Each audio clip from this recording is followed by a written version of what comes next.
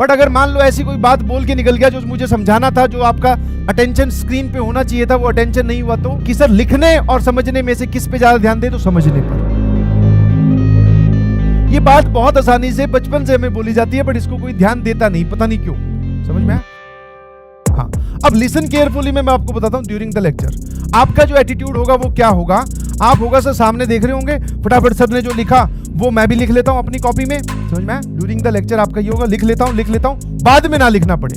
नहीं जी, लिखे हुए की पीडीएफ तो मैं तुम्हारे तक पहुंचा दूंगा, बट अगर मान लो ऐसी कोई बात बोल के निकल गया जो मुझे समझाना था, जो आपका अटेंशन स्क्रीन पे होना चाहिए था, वो अटेंशन नहीं हुआ, तो समझने के लिए आपको फिर टाइम स्पेंड करना पड़ेगा, फिर वीडियो वापस से देखनी पड़ेगी।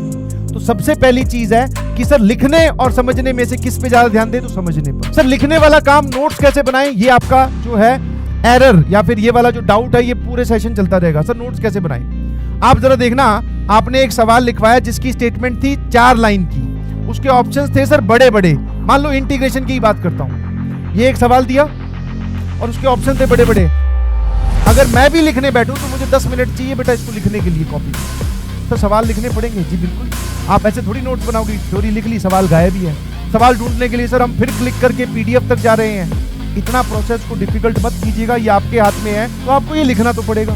सर ड्यूरिंग द लेक्चर लिख सकते हैं भाई साहब, ड्यूरिंग द लेक्चर लिखना, समझना, इसका सॉल्यूशन भी नोट करना, उस लेवल का सर हिट करना दिमाग, इतना पॉसिबल है।